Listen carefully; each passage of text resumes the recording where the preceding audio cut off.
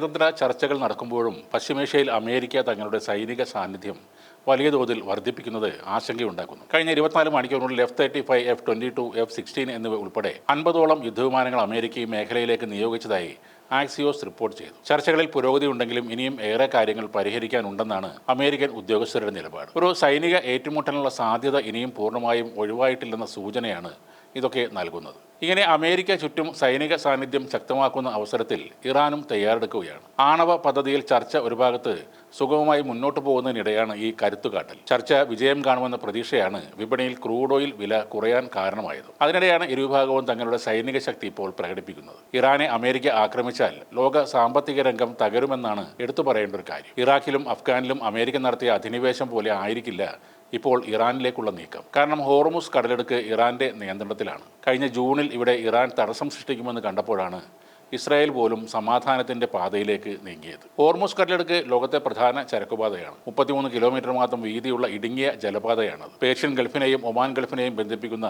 Hormuz കടലെടുക്ക് കടന്നാൽ ലോകത്തിന്റെ മറ്റു ഭാഗങ്ങളിലെ കപ്പലുകൾക്ക് സഞ്ചരിക്കാൻ സാധിക്കും. ഇറാനും ഒമാനും മാത്രമല്ല, ദുബായ് നഗരവും ഹോർമുസിൽ നിന്ന് അധികം ദൂരത്തുമല്ല.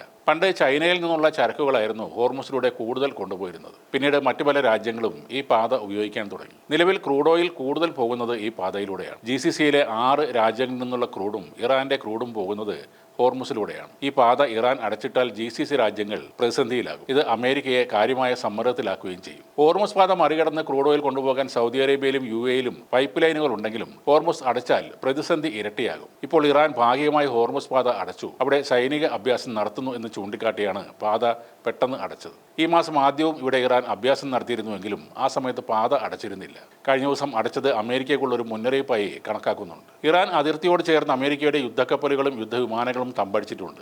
ഏത് സമയവും ഇറാനെ ആക്രമിച്ചേക്കുമെന്ന അഭ്യൂഹങ്ങളും ശക്തമാണ്. എന്നാൽ വെനസ്വേലയിൽ കടന്ന് പ്രസിഡന്റ് നിക്കോളാസ് മദൂറോയെ അറസ്റ്റ് ചെയ്ത പോലെ അമേരിക്കയ്ക്ക് ഇറാനിലെ കാര്യങ്ങൾ അത്ര എളുപ്പമാകില്ല എന്നാണ് വിലയിരുത്തൽ. ഇറാനെതിരായ നീക്കങ്ങൾക്ക് തങ്ങളുടെ ആകാശവും മണ്ണും അനുവദിക്കില്ല എന്ന് ചില GCC രാജ്യങ്ങൾ അമേരിക്കയെ ഇതിനോടകം അറിയിക്കുകയും ചെയ്തിട്ടുണ്ട്. അമേരിക്കയുടെ വിമാനവാഹിനി കപ്പലായ USS എബ്രഹാം ലിങ്കൺ അറേബ്യൻ കടലിലും guided missile destroyer USS Delbert D Black ചെങ്കടലിലും നിലയുറപ്പിച്ചിട്ടുണ്ട്. ജോർദാനിലെ വ്യോമത്താവളത്തിൽ F-15 യുദ്ധവിമാനങ്ങളും റീപ്പർ ഡ്രോണുകളും തയ്യാറാണെന്ന് BBC റിപ്പോർട്ട് ചെയ്തു. നിരീക്ഷണ ഡ്രോണുകൾ ഗൾഫ് മേഖലയിൽ നിരന്തര നിരീക്ഷണം നടത്തുകയാണ്. എന്നാൽ വരാനിരിക്കുന്ന ദിവസങ്ങളിൽ ചർച്ച നിർണായകമാണെന്നും അടുത്ത ഘട്ടം കൂടുതൽ സങ്കീർണമായിരിക്കുമെന്നും ഇറാന്റെ വിദേശകാര്യമന്ത്രി മുന്നറിയിപ്പ് നൽകിയിട്ടുണ്ട്. ഉപരോധങ്ങൾ നീക്കി രാജ്യത്തിന്റെ സമ്പദ് വ്യവസ്ഥയെ രക്ഷിക്കുക എന്ന ലക്ഷ്യത്തോടെയാണ് ടെഹ്റാൻ ഇപ്പോൾ ചർച്ചകളെ സമീപിക്കുന്നത്.